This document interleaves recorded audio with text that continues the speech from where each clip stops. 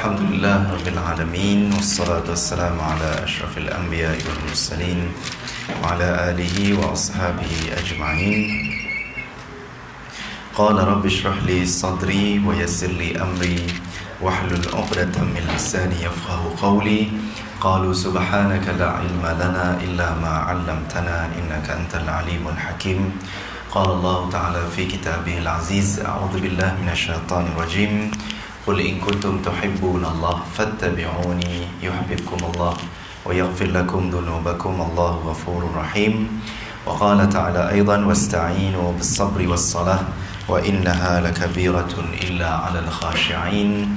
Wa qala ta'ala aidan wa dhakkir fa inadh-dhikra tanfa'ul mu'minin. Wa qala ta'ala aidan inna ja'alnahu qur'anan 'arabiyyan la'allakum ta'qilun. Shadaqallahul 'azim. Alhamdulillah, syukur pada Allah Subhanahu wa taala kerana dengan izinnya dapat sama-sama kita bertemu pada hari ini ya, pada hujung tahun 2019 ya. Alhamdulillah. Saya selama sangat dah saya tak kuliah dekat Surau Sri Sarjana ni rasanya. Kuliah khutbah 2 kali dah. Kuliah maghrib dah lama tak datang rasanya. Ya, sejak surau buat Jumaat lah saya rasa. Saya tak datang dah lama tu. Kan? Khutbah. Itu khutbahnya. Ada ya ke? Ada Oh, Masya Allah. Saya pula yang hilang ingatan. Rasa macam dah lama sangat tak datang rasanya. Yang saya ingat khutbah je. Bukan sikit Tuhan ingatkan saya. Tapi itulah, Alhamdulillah hari ini dapat kita jumpa. Tak balik kampung, tengok ramai lagi orang ni. Ingatkan balik kampung semua kan. Alhamdulillah ramai juga orang. Alhamdulillah ya. Cuti dah selesai lah kot dah nak start kerja, nak start sekolah tu yang mengerikan tu.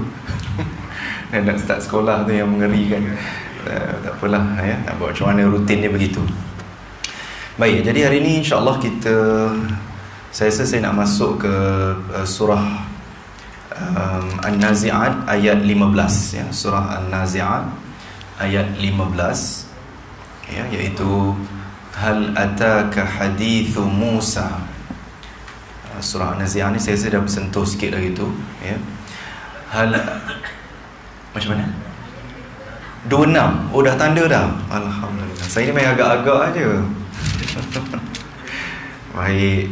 Okey, ayat 27. Ayat 26 tu dah selesai kan? Okey. Baik, terima kasih ada PA yang tolong mengingatkan. Jadi hari ini ayat 27 surah An-Nazi'at. 27 ya. Maknanya saya dah ceritalah pasal Nabi Musa semua tu dah cerita ya. Baik. Jadi hari ini ayat ke-27. A'udzubillahi minasyaitonirrajim. A antum ashaddu khalqan amis samaa'u banaha. Ini satu soalan yang Allah Subhanahu wa taala tanyakan kepada golongan orang-orang yang ingkar kepada Allah Subhanahu wa taala. Antum, kata Allah, adakah kamu, antum ya, tu adakah, antum tu kamu semua. Allah tanya, adakah kamu semua wahai manusia? Yalah, walaupun Allah fokuskan di sini untuk orang yang ingkar kepada Allah SWT, tapi ia satu persoalan juga. Allah nak tanya pada kita ini, adakah kamu semua asyaddu khalqan, lebih sukar diciptakan. Asyaddu khalqan, lebih sukar diciptakan. Amis sama, ataupun langit lagi sukar. Ni macam soalan objektif ni. Jawapan dia 2. Mana satu yang sukar diciptakan? A, manusia. B, langit. Jawapannya A ke B? Ya, A Ada yang jawab A, ada yang jawab B tak? Ibu-ibu senyap 1000 bahasa. Sedang berfikir. A juga. Ibu kata A, manusia sukar dicipta. Lagi ada tak yang jawab B? Ya, oh dua-dua. Oh ni lagi best ni. Dua-dua. Baik. Baguslah. Percubaan tu percubaan yang baik, tapi gagal untuk menjawab dengan betul. Ni macam peksa-peksa pula Okey. Tak apalah, bagus. Sebab apa? Kita pun rasa macam manusia ni pun complicated juga ciptaannya kan. Manusia ni dengan saraf-sarafnya, dengan macam-macam, nak cipta bukan senang manusia ni.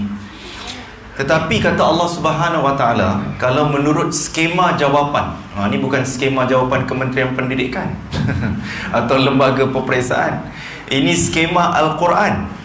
Soalannya di situ, jawapan di sebelah je. Bukan macam soalan kebat anak-anak kita periksa, saya tengok pun pening anak saya. Anak saya pun lepas UPSR, dah masuk nak masuk Samten dah ni. Mewarisi bapak dia juga masuk Samten juga. Ya. Jadi kita tengok soalan anak tu susahnya kan. Tapi yang ini, soalan tu macam susah, tapi jawapan dia dekat sebelah. Apa Allah kata? Banaha, kata Allah. Itu tanda tu. Nak kata manusia ke langit? Jawapannya adalah langit. Sebab kalau manusia di situ, Allah akan bagi tahu kat kita, antum ashaddu khalqan amis sama'u banakum. Allah kata, kum, assalamualaikum. Kum kan kamu. Jadi dekat sini Allah kata kamu tadi kan. Maknanya kalaulah katakanlah dia bukan Quran, katakanlah manusia tu lebih sukar dicipta, maka dia tidak akan, ayat ini dia bukan banaha, dia akan jadi banakum. Sebab kum itu merujuk kepada kamu, manusia. Jadi tadi duka cita lah dimaklumkan manusia itu tak betul jawapan dia. Sebab skema Al-Quran kata langit. Kan kalau kita fikir, memang kalau ikutkan betul tuan-tuan, sebab manusia ni sebahagian daripada ciptaan yang ada dalam cakrawala ini. Dan langit itu, kalau manusia kita ni lah kan, tapi langit itu dia ada 7 lapis. Dan setiap langit itu ada ciptaan-ciptaan subhanallah yang begitu hebat. Dan sehinggakan Nabi dalam peristiwa Isra Mi'raj pun, tiap-tiap langit jumpa Nabi-Nabi tertentu. Dan kalaulah hebat sangat kita punya angkasawan pun, sampai langit pertama pun tak tahu lagi sempadan dia dekat mana. Kan, langit pertama tu mana sempadan dia, kita pun tak tahu. Angkasawan hebat macam mana, pergilah naik apa pun, tak kira lah orang barat ke, kita sendiri pernah hantar angkasawan. Kalau kita tanya angkasawan tu pun, dia pun tak tahu mana sempadan langit pertama. Itu dia, nak kata hebat tak hebat. Baru-baru ni tuan-tuan pun tahu, saya baru balik Mekah 2 minggu lepas. Saya pergi pameran Museum Clock Tower. Pameran ni baru saja. Saya rasa orang yang pergi haji baru-baru ni pun ada kesempatan. Saya ada pergi kuliah kat mana baru ni. Dia cakap saya sempat naik Clock Tower tu dengan jemaah-jemaah haji. Maknanya haji baru ni lah. Saya pergi naik Clock Tower. Memanglah Clock Tower tu nak naik dia kena bayar. Clock Tower dekat jam tu, yang warna hijau tu, saya berada dalam jam tu. Daripada naik tingkat 9 Clock Tower, hotel dekat hotel Movin Peak, Al-Hajar Movin Peak. Dekat situ dia ada lift kat situ. So naik kat situ, masuk entrance dia, no money no talk lah kat situ. Kena bayar 150 rial nak masuk. Mahal, memang mahal. Tapi berbaloi lah kita masuk untuk pertama kali kan. Jadi bila masuk dalam tu, memanglah naik lift tu, ya Allah, memang rasa laju. Saya ni antara manusia yang memang gayat lah sebenarnya. Tapi saya berdebar-debar. Bila nak naik dalam tu, isteri saya pegang tangan saya, berpeluh-peluh saya. Saya ni memang jadi tak boleh gayat. Tapi saya nak pergi juga tengok. Memang subhanallah lah, bila naik atas tu dapat tengok Kaabah daripada atas. Daripada 400 meter daripada ground, 400 meter tinggi tu, 400 meter bagi saya memang cukup gayat lah sebenarnya. Naik tingkat 5 ke Usim pun saya rasa berpeluh dah. Ini naik memang gayat lah. Tapi alhamdulillah lah. Yang saya nak cakapnya ialah dalam apa yang ada dalam pameran itu, bukan sekadar tengok Kaabah daripada atas tu, tapi pameran yang ada dalam Clock Tower tu, dia tunjuk tentang cakrawala sistem. Dia cerita pasal sains lah, tapi dikaitkan dengan Al-Quran dan sebagainya. Maka pameran yang memang sangat menakjubkan dan menginsafkan juga. Sebab kita tengok benda-benda itu, kita rasa betapa kerdilnya lah kita manusia ini. Sebab ditunjukkan macam-macam jenis meteor, macam-macam jenis sistem suria dan sebagainya lah. Saya pun tak ingat lah, sebab terlalu banyak dia tunjukkan bintang tu. Saya pun faham tak faham jugalah. Sebab memang dia ada penerangan, tapi saya tak faham sebab banyak sangat benda. Dan memang secara kesimpulannya adalah kita ni memang sebahagian kecil, dah tak tahu nak kata kecil manalah kita ni manusia ni. Nak kata kita ni sekecil apa, kuman, bakteria ke apa ke, tak tahulah manusia ni. Ya, sebab bumi itu sendiri digambarkan sebesar titik saja. Titik. Kita ambil whiteboard kan, kita ambil marker pen tu, bubuh titik satu. Itu bumi tu. Bumi bukan orang, bumi. Jadi kita yang dalam bumi ni besar manalah agaknya, kan? Matahari tu digambarkan seperti bola tenis contoh. Bukan bola sepak, bola sepak besar sangat. Bola tenis kecil sikit, atau pingpong ataupun begitu. Jadi kita sebagai manusia tak bolehlah nak sombong dengan siapa-siapa, nak ego dengan siapa-siapa, nak bangga diri dengan siapa-siapa. Tak boleh. Sebab kita ni kalau di mata Allah tu tak tahulah besar mana. Allah tak pandang kita pun. Kalau kita tak beriman, memang Allah tak pandang kita pun, kan? Itulah kehebatannya sistem alam semesta yang Allah cipta ni, yang begitu hebat. Sebab itu bila dia cakap di situ, saya teringat pameran tu lah. Kalau ada tuan-tuan kesempatan di sana, pergilah pameran tu. Memang sangat-sangat menakjubkan, ya. Dia kata banaha, maka Allah menciptakannya. Nya itu memang langit lah. Sebab kenapa? Satu, dari aspek bahasa, as-sama, langit, kategorinya adalah perempuan, mu'annath, kategorinya perempuan. Sebab apa kategorinya perempuan? Kalau kita tengok di situ, banaha, bukan banahu. Macam yang paling mudah lah, selalu saya bagi contoh tentang doa jenazah sebagai contoh. Kalau lelaki, Allah maghfir lahu, kan? Kalau perempuan, Allah maghfir laha. Jadi bukti jelas di sini dalam bahasa Arab, langit jantinanya perempuan, sebab banaha. Kalau dia lelaki, dia jadi banahu. Kalau perempuan, banaha. Jadi dalam bahasa Arab, setiap perkataan ada jantina. Ni Ustaz pernah sebut dulu, kan? Selalu Ustaz sebut. Maknanya setiap benda ada jantina dia. Jantina tu kita tengok daripada ejaan. Sebab apa? As-sama, selalu yang kita faham kalau perempuan ni dia ada ta lah, ta marbutah, kan? Tetapi disebabkan di sini as-sama, ada alif hamzah dekat belakang dia. Dalam bahasa Arab, bahasa Al-Quran, kalau satu perkataan yang ada alif hamzah, maka dia dikategorikan sebagai perempuan, ataupun dalam bahasa Arab dipanggil mu'annath. Mu'annath, feminin, mu'annath. Ya, kalau lelaki mudzakkar. Ya. Jadi banaha, rafa'a samkaha fasawwaha. Rafa'a maknanya tinggi, ya. Samkaha, benaannya, tinggi benaannya. Semalam dapat tak mesej viral kata ada bangunan kat Bukit Bintang nak tombang? Ada. Kan? Orang kita ni memang cepat panik dah, kan? Saya pun, family saya pun ada juga hantar. Saya ni jenis apa tahu? Saya kalau jenisnya dapat mesej tu, saya akan mula-mula sekali saya akan cari dekat Astro Awani. Saya akan Google dekat Bernama, saya akan Google dekat apa-apa sajalah. Hatta yang bukan Malaysia Perdana pun, Malaysia Kini ke apa ke, saya Google. Tak ada pula tulis kata bangunan nak runtuh, nak tombang. Lepas tu saya ada kuliah maghrib, sebab dia berita tu dapat dekat maghrib. Saya pun tanyalah semalam, saya kuliah di Surau Puncak Sarjana tu, di atas Petronas. Lepas tu dia pun geling kepala lah. Bukan Ustaz, tak ada tu. Dia memang bangunan dia macam tu. Dan kebetulan pula jemaah tu salah seorang dia memang ada kawan dia arkitek pada bangunan tersebut. Orang Puncak Sarjana kan hebat-hebat, kan. Jadi kata, tak Ustaz ni, Ustaz tengok mesej. Dia kata ni bangunan aku, kata dia.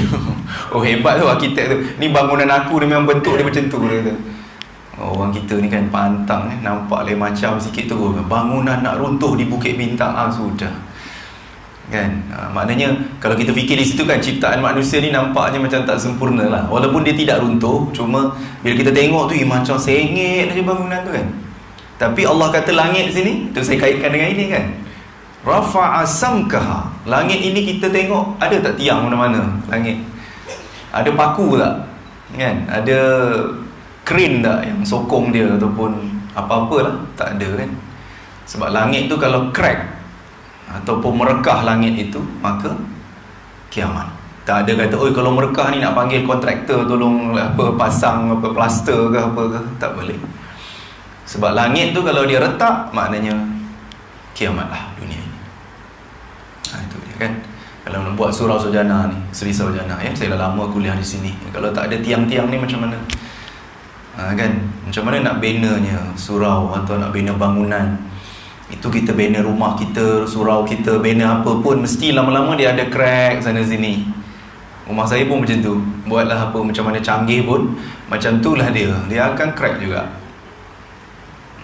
Macam itulah ciptaan manusia tidak sempurna. Tapi ciptaan Allah, Allah tinggikan langit itu tanpa ada apa-apa sokongan.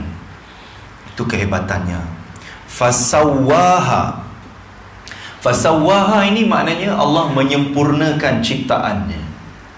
Maknanya betapa sempurnanya langit itu. Kan? Tengah-tengah hari panas terik. Tahu-tahu kan balik kejap lagi tengah hari dah lebat hujannya. Keluar daripada langit itu air. Bila kita tengok tanda ni kita tahulah langit tu dah gelap, tahulah tu lagi nak hujan lah. Kan? Jadi maknanya itu keunikannya, kesempurnaannya. Fasawwaha. Saya. Ya? Gerhana matahari bila hari ni Khamis. 26 bulan Khamis. Gerhana matahari itu memang salah satu, kalau zaman Nabi SAW, gerhana matahari ni Rasulullah cukup takut kerana dia macam seolah-olah nak kiamat dunia ni. Itu keistimewaan atau yang Nabi cukup takutlah bila berlakunya gerhana matahari atau gerhana bulan ataupun apa, kerana dia sangat berbeza dengan yang asal. Sebab itu bila adanya gerhana matahari kan yang akan datang ni, tu digalakkan untuk kita solat sunat dan sebagainya, ada khutbah juga. Jadi itu adalah satu fenomena alam ciptaan Allah Subhanahu Wa Taala untuk kita menginsafi tentang kehebatan. Dan macam saya sebut tadilah, macam masa saya pergi pameran-pameran tu, memang salah satu pamerannya memang ditunjukkan tentang gerhana matahari dan gerhana bulan juga. Al-Khusuf, Al-Khusuf dia salah satu lah, saya pun tak ingat mana satu dalam bahasa Arab dia. Al-Khusuf ke Al-Khusuf dia dua-dua dia, satu kaf satu kha, yang menunjuk pada gerhana. Gerhana matahari satu, gerhana bulan satu. Itulah kehebatannya kan. Sawa ni kalau dalam bahasa Arab, bila dia sebut sawi, kita sebut sawi, kalau sawi kita sayur sawi lah kan. Kalau bahasa Arab sawi ni buat macam contoh saya kata, tolong buat air kat saya. Contoh kan, ni kan, air, ada air ni kan, tolong buat air untuk saya. Kalau bahasa Arab dia apa? Sawi moya. Sawi moya. Moya air. Sawi buat, tolong buat air. Balik ni cakap kat ibu kan, tolong buat teh ke apa ke, sawi syai. Sawi syai kata. Apa syai-syai? Marah ibu kan, apa syai-syai? Tak ada malu-malu bukan, Ustaz Azlan ajar. Sawi syai maknanya buat teh. Syai tu teh dalam bahasa Arab. Dalam bahasa Inggeris malu. Dalam bahasa Arab syai tu teh. Syai nak anak ya. Dia cakap Melayu kita. Itulah. Bawa penat je cakap Arab Saya kalau dia cakap Melayu, saya balas Arab juga. Baru dapat diskaun. Kan bang pasal dia boleh ikut saya. Kan sawi dia cakap Arab. Kalau dia cakap Melayu kita cakap Arab. Supaya apa, dia terkejut. Macam mana orang Melayu boleh cakap Arab? Masa tu dia akan tanya, macam mana awak boleh cakap Arab? Memanglah saya boleh cakap Arab sebab saya cikgu Arab. Masa tu dia akan bagi diskaun banyak kat saya. Itu kelebihannya kalau orang boleh bahasa ni kan. Itu dia. Tapi itulah dia kata, kalau sawa di sini dalam bahasa Al-Quran maknanya sempurna. Kalau sawi itu buatlah dalam bahasa Arab. Kemudian Allah kaitkan juga, ini semua apa yang dalam sains juga, dalam ialah sains itu dapatnya pun daripada Al-Quran juga kan. Wa aghtasha lailaha wa akhraja duhaha. Dan dia menjadikan malam itu gelap gelita. Macam kita sekarang kan, malam gelap. Wa akhraja duhaha. Dan menjadikannya selepas itu terang benderang. Maknanya duha, waktu duha kan, waktu malam. Ini pernah saya huraikan masa surah An-Naba dulu, iaitu macam mana Allah Subhanahu Wa Taala jadikan malam itu sebagai kerehatan pada kita dan untuk kita beribadah pada Allah Subhanahu Wa Taala. Sebab itu waktu malam adanya qiyamul lail. Kalau kita nak ketenangan hidup, kita banyaklah qiyamul lail, tahajud. Jangan tunggu masa kita nak kejar Ramadan ataupun apa sahaja, tetapi setiap hari kita kena tahajud, kerana dengan tahajud ini menguatkan jiwa kita. Ya, sebab itu kadang-kadang selalulah ramai kadang anak-anak murid saya di USIM ataupun jemaah-jemaah tanya, macam mana kita nak kuatkan jiwa kita, Ustaz? Macam mana kita nak mantapkan kehidupan kita, nak jadi orang yang berjaya? Selalu anak-anak murid saya selalu tanya benda tu. Jadi saya kata salah satu tips dia, kalau kita nak berjaya dalam kehidupan kita ataupun kita nak jadi orang yang tenanglah dalam kehidupan kita walaupun ada pelbagai masalah yang dihadapi, ialah dengan tahajud. Itu saya pesan dengan mereka. Lepas tahajud, itulah duha disebut. Duha juga, tahajud dan duha, kita kena jadikan dia rutin harian kita. Dulu dah lama dah Ustaz selalu sebut benda ni. Memang kita kena buat setiap hari. Ya, kita dah nak masuk tahun baru dah, nak masuk kawasan 2020 dah. Punyalah sekejap punya masa. Dulu saya kecil-kecil kan, benda tu jadi tema hari kebangsaan. Kita kata, oh 2020 lambat lagi, 40 tahun, 50 tahun. Tengok-tengok 2020. Dah dekat. Jadi kita nak kalau boleh dengan peningkatan masa itu, walaupun dia tahun Masihi, tetapi peningkatan masanya itu juga selari dengan peningkatan kita punya ibadat kita buat lagi. Kalau mungkin sebelum ni tahajud kita on off, ataupun duha kita on off, kadang-kadang buat, kadang tidak. Jadi dengan adanya azam tahun baru ni, bukan hanya azam untuk dunia sahaja, tetapi azam untuk istiqamah, nak buat tahajud setiap hari, nak wajibkan diri kita. Kita kena rasa, bila kita tak tahajud tu, kita kena rasa macam something missing, rasa macam tak complete hidup kita ni kalau tak tahajud. Ya, kalau Nabi SAW tu tahajud tu wajib, tuan-tuan buat. So itu kalau kita nak tahu macam mana Nabi boleh dirinya diwajibkan bertahajud, adalah dalam surah Al-Muzammil tu baca, ya ayyuhal muzammil tu kan, orang yang berselimut tu kan. Tu ada qumil laila illa qalila dan sebagainya. Ya. Itu ayat itu memang kalau nak bagi Nabi, walaupun dalam ayat itu Allah Subhanahu Wa Taala menggunakan kata kerja perintah ataupun dipanggil dalam bahasa Arab sebagai fi'il amar. Fi'il amar ini adalah kata kerja perintah. Qumil lail. Qumil lail ni qiyamul lail lah. Allah kata bangunlah kamu pada waktu malam. Dia kalau dalam Quran Allah guna fi'il amar, maknanya itu satu yang wajib. Tapi nasib baik dia bukan wajib, tuan-tuan. Kalau tidak, dengan ustaz-ustaz sekali tahajud dinosaur. Kalau kita subuh biasa kita panggil subuh gajah. Tahu subuh gajah kan, orang terang-terang tu baru semayang subuh. Sebab baik semayang, kalau tak semayang hancur kan, subuh dinosaur. Kalaulah kata tahajud tu wajib ke atas kita, Allahu Akbar. Berapa ramailah agaknya orang yang akan tersasar, terlajak nak bangun tahajud itu. Sebab itu saya kata azam pada diri saya sendiri dan juga kita semua, tuan-tuan, puan-puan, ayah dan bunda sekalian, untuk kita berazam bertahajud setiap hari. InsyaAllah saya yakin Mufti Sarjana ni dah biasa buat dah. Ya, kemudian solat duha pun begitu. Cuba istiqamahkan. Mula-mula mungkin kita tak biasa sangat, mungkinlah buat 2 dulu ke kan. Ada rasa macam dah konsisten, dah istiqamah tu, buatlah tambah lagi 2, 4 sekurang-kurangnya setiap hari, 4 rakaat. InsyaAllah kita akan rasa berbeza sekali dalam kehidupan kita. Walaupun banyak dugaan, banyak cabaran, banyak kerja, sibuk dengan urusan dunia dan macam-macam urusan, InsyaAllah dengan adanya 2 solat ini, kita istiqamahkan, kita konsistenkan dia, InsyaAllah kehidupan kita akan lebih teratur dan tenang. Okey.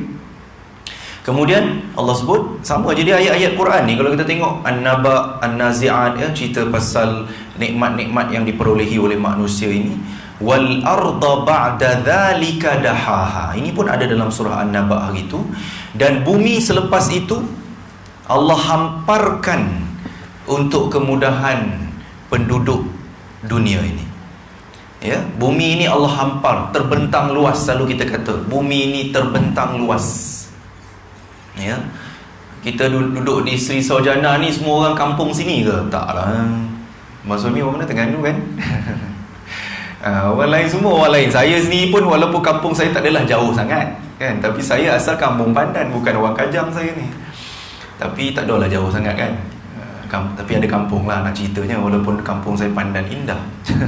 Tak berapa nak kampung juga.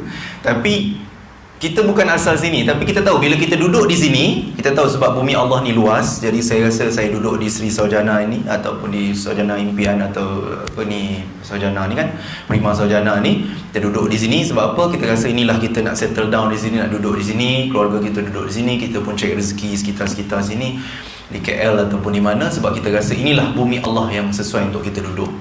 Sebab itu kata bumi Allah ni luas, kan? Sebab itu kadang bila kita kaitkan dengan isu-isu semasa juga berkaitan dengan kadang-kadang sahabat-sahabat yang kena VSS, ada yang kena berhenti. Sebab saya ni selalu je bila jemaah ramai, kawan-kawan pun ramai, ya, berbagai bidang. Jadi ada yang saya kadang-kadang saya hantar artikel saya di harian Metro dan sebagainya. Sahabat saya seorang tu di harian Metro, junior saya lah, di UIA dulu, ya, dia kata okey apa ni, ustaz, dia kata memang cukup 1 Januari ni saya dah tak kerja dah harian Metro, dia kata. Memang kena berhentilah. Memang dia sebab sekarang ni berita kan dia online kan. Jadi bila online, saya sendiri pun dah tak beli surat khabar kan kita, sebab kita tengok berita online tu lagi cepat. Berita baru tadi macam tadilah, bangunan nak runtuh betul tak betul, cepat je keluar kan dalam WhatsApp, dalam apa-apa. Sebab berita sekarang cepat, sama ada sahih tak sahih tu perkara lain lah kan. Tapi itulah, kadang sahabat-sahabat kita yang kerja surat khabar sebelum ni utusan, saya pun ada senior-senior saya sometime dulu yang kerja utusan, dah memang dah utusan pun dah bankrupt semua. Itu juga harian Metro pun ikut susulan dia lah. Maknanya kawan saya tu, junior saya tu 1 Januari ni dah tak kerja dah. So saya tanya dia nak kerja apa, dia kata tak tahulah nak kerja apa. Kesian, memang saya kesian sangat. Saya pun tak tahulah. Kalau saya jutawan dah lama saya ambil dia jadi driver saya kan. Tapi saya pun kita pun kemampuan tempat tak tahu nak kata apa. Cuma kita boleh sejukkan hati lah. Berat mata memandang, berat lagi bahu yang memikul. Tapi kita boleh bagi tahu tak apalah, rezeki Allah tu luas, InsyaAllah di muka bumi Allah. Sebab itu kita kata tadi, ayat kita kaitkan juga dengan ayat ini. Bumi Allah ni terbentang luas. InsyaAllah ada je rezeki-rezeki untuk sahabat-sahabat kita yang kena VSS ataupun kena berhenti ataupun apa sajalah, dibuang kerja dan sebagainya. Memang kesian lah, ya, memang kesian. Kita pun tak tahu nak bantu macam mana, ya. Baik, kemudian akhraja minha ma'aha wa mar'aha. Akhraja, Allah Subhanahu wa taala dia mengeluarkan, akhraja ni keluar, mengeluarkan, minha daripadanya, nya ni kembali kepada bumi ni. Minha, bumi pun dalam bahasa Arab, cuba tengok situ. Dia kata minha, dia ha pun sama perempuan juga, macam as-sama tadi. Rupa-rupanya jantina langit, bumi dalam bahasa Arab jantinanya muannas, perempuan. Semua perempuan. Matahari pun perempuan. Bila lelaki apa ustaz, semua perempuan, ini tidak adil. Kalau tanya, ini tidak adil. Tapi dah Allah Ta'ala kata perempuan, kita kena terima tuan-tuan. Nak kata macam mana, ustaz yang ajar bahasa Arab pun kena terima juga. Tapi nak katanya yang lelaki apa? Bulan. Alhamdulillah. Ada juga lelaki, Al-Qamar. Al-Qamar tu bulan, itu dalam bahasa Arab muzakkar, lelaki. Kereta tu pun perempuan. Nak kata apa je, walaupun driver kita ni kereta, ibu-ibu bawa kereta pun tak tahu kadang-kadang. Tapi kereta tu jantinanya perempuan. Sebab sayyaratun, katun perempuan. Kipas ni perempuan, kipas. Mirwahatun, perempuan juga, tun juga dia. Nasib baik handphone ni lelaki. Hatifun, dia hatifun lelaki. Air lelaki. Apa ni, tisu lelaki. Jadilah kan orang lelaki dapat jugalah. Aircon lelaki, nasib baik. Mukayyifun, ya. Itulah dia. Itu dia. Jadi maknanya bahasa Arab ni itulah uniknya. Setiap perkataan tu ada jantina dia lah. Ma'aha, air. Daripada bumi keluar air. Kita tak ada air, menggelasau kita. Kan, bila air tak ada kan, selalu kadang-kadang baru-baru ni tak ada air. Di Kajang ada air kan? Ada air? Alhamdulillah lah. Saya di rumah saya pun ada air, Alhamdulillah. Di Bangi tak ada, rumah mak betul saya tak ada air di Bangi. Kan, bila tak ada air ni, ya Allah. Yelah, elektrik dengan air dua-dua penting. Tapi kalau tak ada elektrik tu okey lagi. Tapi tak okey jugalah bagi kita. Kita nak elektrik tu. Tapi kalau lah kata tak ada air tu lagi masalah kan. Kita ni air ni, ya Allah, nak cebok lah, nak apalah, semua air. Tak ada air ni memang masalah. Itu pasal bila air tu putus tu, ya Allah, air. Itulah orang pelik kadang orang tanya, musim hujan pun air tak ada. Musim hujan pun air tak ada lah. Bukan sebab apa, sebab pencemaran dan sebagainya. Kita kena faham lah tu, jangan emosi pula. Tapi itulah kita katakan musim hujan pun tak ada air. Kata kalau musim kemarau tu iyalah.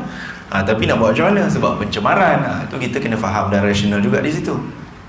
Baik. Itu air dia. Makna bumi ni Allah keluarkan daripada bumi ni air kan? Ya. Wa mar'aha. Selain daripada air ada apa? Tumbuh-tumbuhan. Mar'ah ni tumbuh-tumbuhan. Ya, biasanya bila saya pergi Mekah baru-baru ni lah, setiap tahun kan, bila pergi setiap tahun pokok-pokok semakin lebat di tanah suci ni. Semakin lebat, terutama di padang Arafah. Kalau saya rasa mungkin ayahanda mana bonda yang pernah pergi haji tahun 90-an atau 80-an, ya, pokok pun tak ada. Kering kontang kan.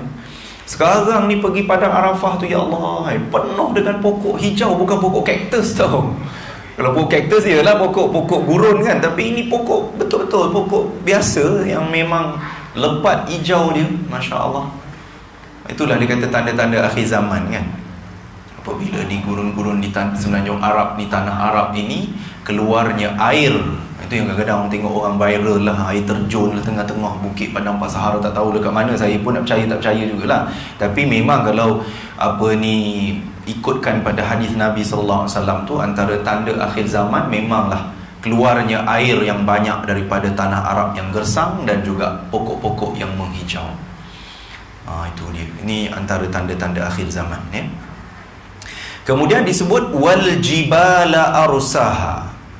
Dan gunung ganang pula diciptakan, dikukuhkan letaknya sebagai pasak bumi. Gunung ganang kita duduk di Prima Sarjana ni antara tempat tinggi juga kan tuan-tuan. Tempat tinggi kita duduk. Sebab apa kita pilih rumah tempat tinggi macam ni? Saya duduk Kajang Perdana tu lagi tinggi. Atas tu semua nampak. Pincak Sarjana nampak. Saya nampak TTDI Grove semua saya nampak. Sebab saya duduk dekat atas Cameron Highland. Bukan Cameron Highland, Kajang Highland tu. Kajang Perdana. Atas tinggi rumah saya tu, nak naik atas rumah saya tu. Tinggi betul. Sampai tersagat kereta saya kena kat bawah dia. Punya tinggi. Sebab apa kita duduk tempat tinggi? Kita rasa selamat kan? Duduk tempat tinggi ni selamat sebenarnya. Kita tak rasa banjir walaupun depan Petronas kadang-kadang banjir. Kadang-kadang hujan lebat tu, itu sumbat. Itu banjir kilat, bukan banjir sebab apa. Longkang tu sumbat. Tapi makna kita duduk tempat tinggi sebab apa? Secara logiknya sebab kita rasa selamat. Kenapa tak buat rumah dekat depan Pekan Kajang tu kat pasar tu? Kalau sebelum-sebelum ni kan banjir kan, sampai bank Islam tu semua banjir sebagainya, bank rakyat. Tapi sekarang alhamdulillah lah, dari korek apa semua tu dah okey kat situ. Sebab apa? Kita takut duduk situ tepi sungai. Dulu orang tak takut. Tapi lama-lama orang takut nak duduk tepi sungai, takut banjir. Bulangan beberapa kali banjir tu. Pelik tu. Saya dulu sekolah tak pernah banjir Bulangan. Saya sekolah Samten, tak pernah dengar dulu masa saya sekolah banjir kat Bulangan. Sekarang beberapa kali banjir Bulangan. Macam-macam kan. Sebab apa? Hasil daripada tangan manusia juga. Sebab itu Allah sebut dalam Quran, zaharal fasadu fil barri wal bahri bima kasabat aydin nas. Telah zahirlah kerosakan di darat dan di laut hasil tangan-tangan manusia. Benda macam tu lah.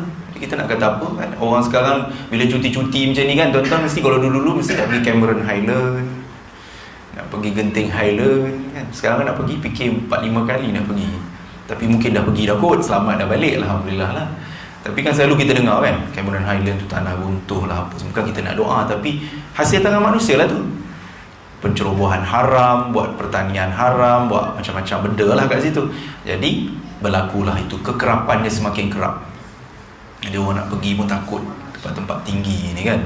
Takut sangat orang nak pergi sebab benda tu. Sedangkan Allah kata bumi ni Allah cipta, gunung ganang ni Allah cipta untuk sebagai pasak bumi. Tapi bila dia dah usik pasak bumi, habis lah. Dan di sini juga kalau kita tengok tuan-tuan dan puan, kenapa Allah Subhanahu Wa Taala cerita pasal bumi bukit bukau atau gunung ganang kan? Sebab orang-orang Arab ketika itu yang dia nampak gunung ganang lah, sebab duduk di sekitar Mekah tu memang gunung ganang ya kan. Mana ada sungai macam kita, sungai kita kenal, laut kita kenal, tasik kita kenal. Tapi orang-orang Arab yang ada sekitar Mekah itu adalah gunung ganang. Jadi itu yang mereka nampak dan itulah yang Allah Subhanahu Wa Taala bagi logik kepada mereka. Maknanya bukit bumi dan juga gunung ganang. Sebab mereka tahu keliling Kaabah tu semua gunung ganang. kan? Mereka menggunakan gunung ganang itu sebagai kubu mereka. Macam kalau dulu Ustaz terangkan surah Al-Fil, ingat kan tentang peristiwa bergajah. Apabila gajah-gajah itu mula nak menyerang ke dalam kawasan Makkah, walaupun mereka berada jauh daripada Makkah lagi, masih 20 km dikatakan dekat-dekat dengan Arafah, gajah-gajah itu dah tak nak bergerak. Maka orang-orang Arab ketika itu tengok gajah punyalah takut, maka mereka bersembunyi di balik-balik bukit. Bersembunyi di balik-balik bukit. Sebab apa? Takut tengok gajah tu banyak sangat, mereka takut. Mereka takut sangat dengan gajah-gajah tu. Jadi mereka bersembunyi sebalik bukit sebab mereka rasa selamat bila duduk kat bukit. Macam kita lah, duduk di Prima Sarjana ni, rasa selamat duduk atas bukit. Macam tu, ya. Baik. Mata'al lakum wa li'an'amikum. Ini Allah nak bagi tahu kat kita apa sebab musababnya semua ciptaan-ciptaan Allah tadi itu yang Allah beri kepada manusia, diberikan, tak kira lah beriman ke tak beriman ke, semua manusia akan dapat benda tu. Sebab apa? Mata'an lakum wa li'an'amikum. Mata'an ini kalau dalam bahasa Al-Quran ataupun dari segi tata bahasanya lah, dipanggil sebagai maf'ul li ajlihi. Ini dalam istilah tata bahasa. Maf'ul li ajlihi ini maksudnya sesuatu keadaan yang merujuk kepada sebab. Allah ciptakan semua-semua itu, Allah kata mata'an, kerana untuk memberi kesenangan kepada kamu, untuk memberi kemudahan kepada kamu, untuk kamu manfaatkan. Lakum maknanya untuk kamu wahai manusia, wali'an'amikum, dan untuk binatang-binatang ternakan kamu.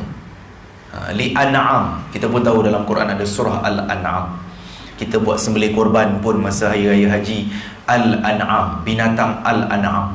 Sebab binatang Al-An'am ni maksudnya apa? Binatang yang 4 kaki lah, yang boleh disembelih, yang lembu, kambing dan sebagainya. Kalau ayam, itik tu tak termasuk Al-An'am, walaupun orang ternak juga. Tetapi istilah Al-An'am ni hanya untuk binatang yang 4 kaki sahaja. Kalau burung, ayam apa tu tidak, itu bukan Al-An'am, itu tuyur, jenis burung, ya. Jadi disebutkan bahawa ini adalah untuk kegunaan kamu, kata Allah Subhanahu Wa Taala, dan untuk kegunaan dan manfaat binatang-binatang ternakan kamu. Dan ini bersesuaian juga dengan firman Allah Subhanahu Wa Taala dalam surah An-Nahl ayat ke-10. Yang ini Ustaz kaitkan juga di sini.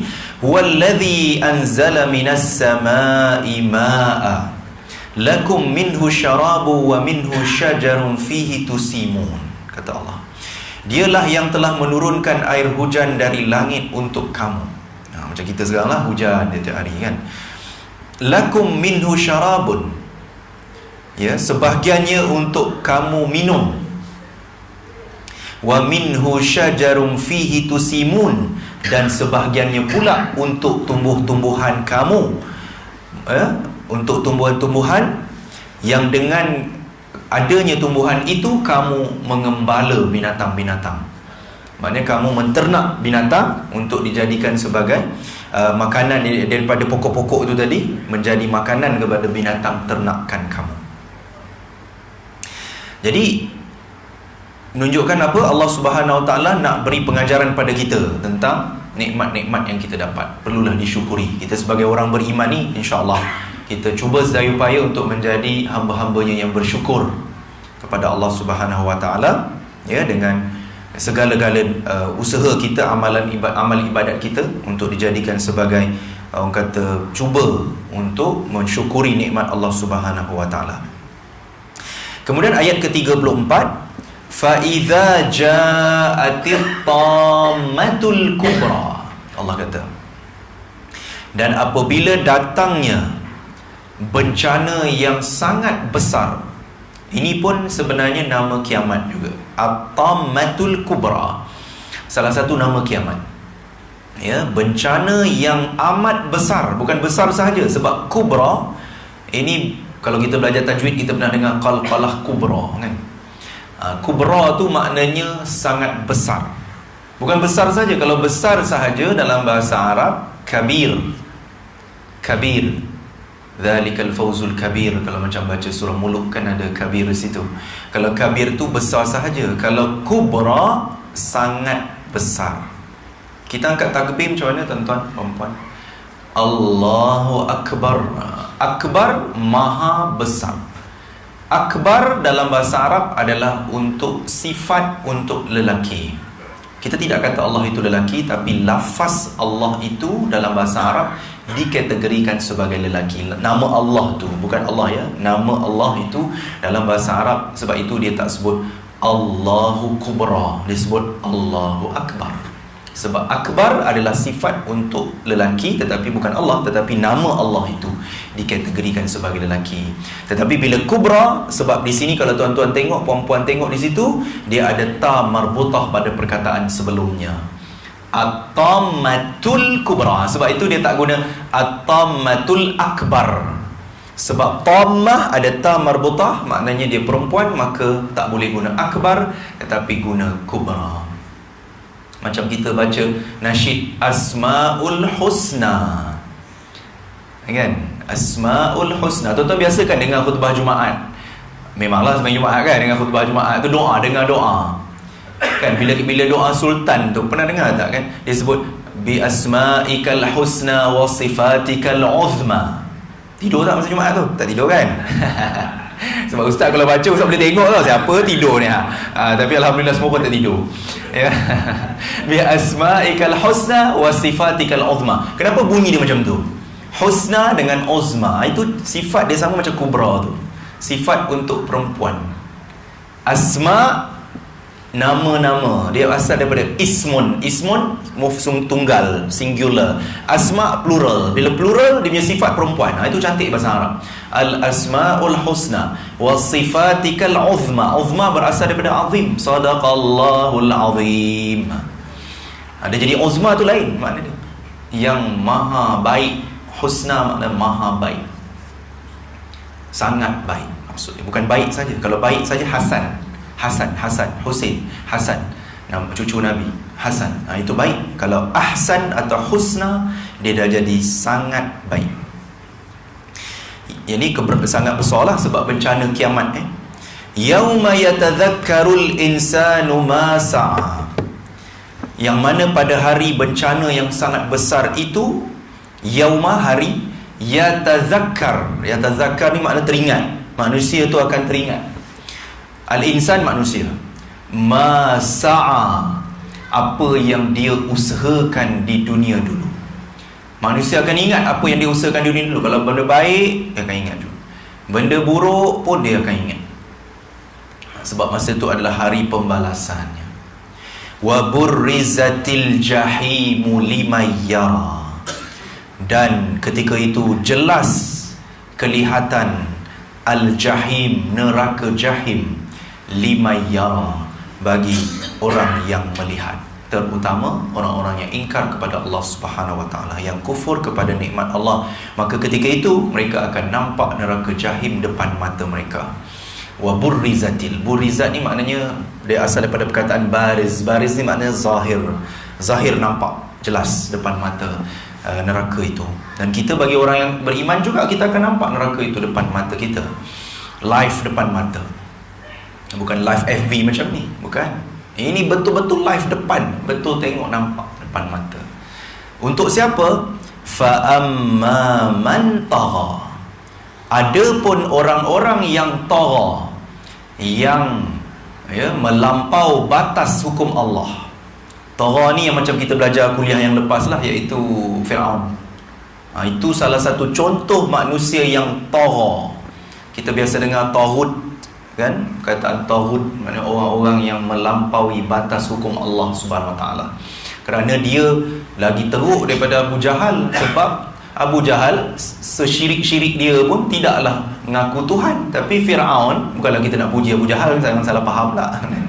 Tapi nak kata lebih baik sikit lah daripada Fir'aun. Sebab Fir'aun, dia adalah kufur dan mengaku Tuhan. Itu yang Allah Subhanahu wa taala cukup murka dengan Fir'aun. Sebab itu dia termasuk kategori tagha. Wa atharal hayatad dunya, dan orang yang tamak haloba kepada kehidupan dunia. Maksud dia hanya pentingkan dunia saja. Bagi dia tidak ada akhirat, dunia saja. Dunia ini syurganya. Fa innal jahima hiyal ma'wa. Maka sesungguhnya neraka jahim itulah yang akan menjadi tempat kembalinya. Wa amma man khafa maqama rabbih wa nahan nafsa 'anil hawa. Ini berlawan daripada tadi. Tadi sifat-sifat yang buruk, yang kemudian ini sifat-sifat yang baik. Ini semua gaya bahasa Al-Quran. Dia ada yang buruk, dia ada yang baik. Bagi sesiapa pula yang takut kepada kedudukan Tuhannya, takut kepada kehebatan Tuhannya, khafa ni takut. Maqam rabbih, maqam maknanya kedudukan. Rabbih Tuhannya. Wa nahan nafsa 'anil hawa. Dan dia menahan, nahan ni kita orang Melayu kata menahan. Sebenarnya nahan tu daripada bahasa Arab, nahan wa nahan nafsa. Maknanya kita menahan nafsu kita atau diri kita. Bukan nafsu sini, nafsu ni maknanya diri. Menahan diri kita daripada terikut hawa nafsu, hawa. Mengikut hawa nafsu, hawa. Fa innal jannata hiyal ma'wa.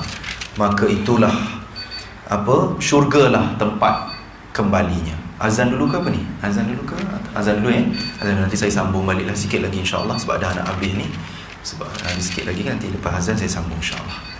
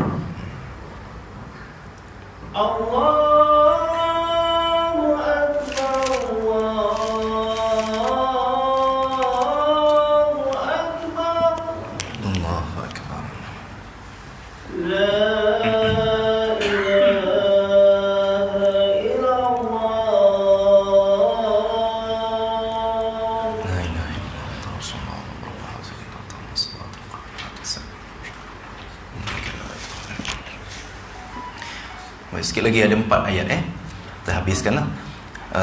Tadi dah selesai tentang perbandingan yang Allah buat di antara dua golongan ya. Dan sifat-sifatnya ya. Ini memang gaya bahasa Al-Quran yang dipanggil sebagai Al-Muqabalah, iaitu adanya baik, adanya golongan yang buruk, adanya syurga, adanya neraka. Itu memang gaya bahasa Al-Quran ya. Yas'alunaka 'anis sa'ati ayyana mursaha, kata Allah. Mereka yang ingkar itu pasti selalu bertanya kepada kamu. Yas'alunaka, bertanya kepada kamu. tentang as-sa'ah. As-sa'ah pun salah satu nama kiamat juga. Sebab dulu saya dah sebut, nama kiamat ni memang ada banyak dalam Quran. Nama-nama surah kita belajar dulu, surah-surah lazim pun banyak, ya. Az-zalzalah, Al-Qari'ah, Al-Ghashiyah, itu memang semua nama-nama kiamat. Jadi ini salah satu lagi nama kiamat. Macam tadi Tammatul Kubra kan. Ini as-sa'ah. As-sa'ah, sa'atu ni asal daripada makna jam. Jam ni, jam bulat, jam tangan kita, itu semua dipanggil sa'ah dalam bahasa Arab. Tapi bila dalam Al-Quran dia ada alif lam, as-sa'ah, maka dia jadi hari kiamat. Nah, itu kehebatan nama Al-Quran. Ayyana mursaha, maksudnya bilakah masa berlakunya. Orang musyrikin masa ketika itu selalu tanya Nabi, bila berlaku kiamat ni, betul ke? Selalu tanya Nabi dan mempertikai. Tanya tu bukan tanya saja-saja dan betul-betul nak tahu, tak. Dia tanya tu memang niat dia nak mengejek dan merendahkan dan mendustakan hari kiamat. Itulah niat orang-orang musyrikin sebenarnya. Fima anta min dhikraha, apakah hubungannya tugas kamu dengan soal menerangkan kedatangan kiamat itu? Maknanya Nabi SAW bila orang tanya soalan itu, memang Nabi tak boleh nak jawab. Nabi hanya berdakwah, bagi tahu kiamat tu ada, kau kena beriman dengan Allah Tuhan yang satu sebagainya. Tapi bila tanya pada Nabi, bila kiamat itu, memang Nabi tak boleh jawab. Sebab itu Nabi sedih. Nabi cukup sedih bila nak jawab, Nabi tak tahu. Dia macam soalan tu memerangkap Nabi SAW.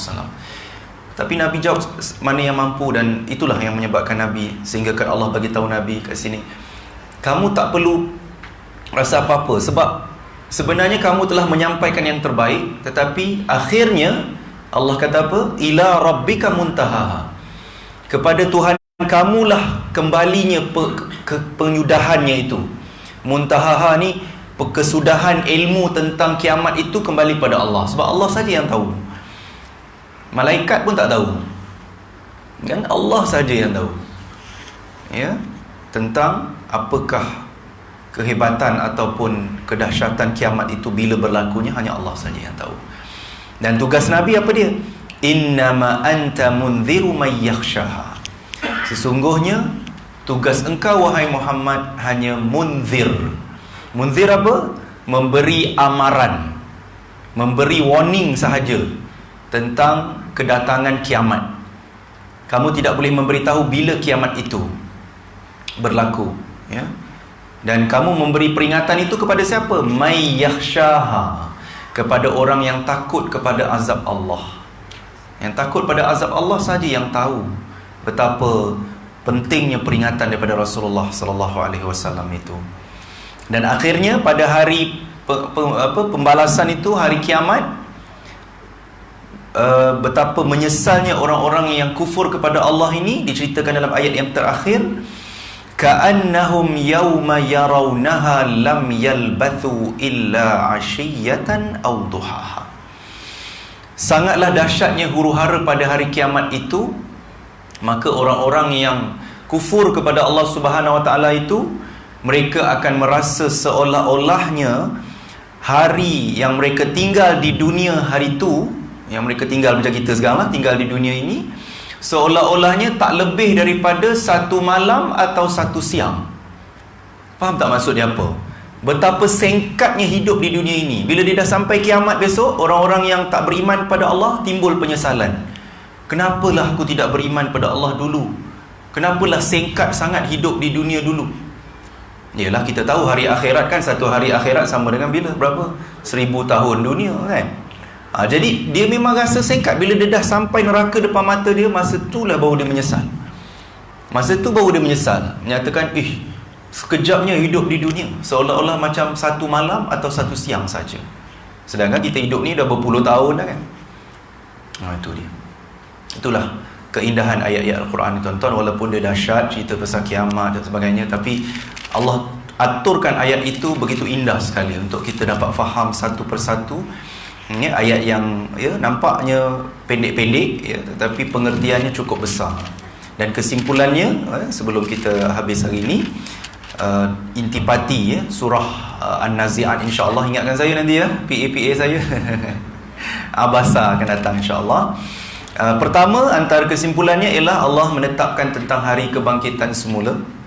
Kedua, menerangkan kata-kata orang musyrik tentang pengingkaran hari tersebut. Ketiga, kisah Nabi Musa dan Fir'aun yang kita belajar pada kuliah yang dulu, ya, kisah Nabi Musa Fir'aun dan berita gembira kepada Rasulullah SAW. Keempat, bukti-bukti tentang adanya hari kebangkitan dan huru-hara hari kiamat. Seterusnya, pemisahan dua golongan pada hari kiamat, iaitu golongan yang bahagia dan golongan yang celaka sesuai dengan amalan mereka di dunia. Yang seterusnya, tentang pertanyaan orang-orang musyrik tentang hari kiamat dan waktu kedatangan kiamat. Yang ke-8, larangan kepada Nabi SAW untuk memberitahu tentang hari kiamat dan bersedih tentang tidak mampu memberi jawapan tentang kedatangan kiamat itu, macam saya sebutkan tadi. Dan Allah SWT tak perlu sedihlah, kerana itu bukan tanggungjawab kamu. Tanggungjawab kamu hanya bagi peringatan saja, dakwah saja. Dan yang terakhir sekali adalah kebingungan orang-orang musyrik tentang hebatnya huru-hara kiamat, sehinggakan mereka rasa hidup di dunia itu terlalu pendek.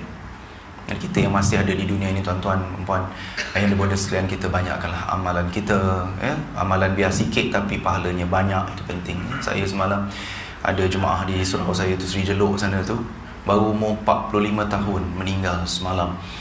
45. Abang tu, ya Allah, memang istiqamah. Saya sendiri memang jadi saksi kehebatan dia. Dia istiqamah sembahyang berjemaah, tak tinggal. Orangnya orang kerja biasa je, dia bukan ustaz, dia bukan. Tapi memang tiap-tiap hari, kata jemaah, tiap-tiap bulan puasa tu, masa hari bulan puasa tu, tiap-tiap hari dia bawa family dia buka puasa di surau.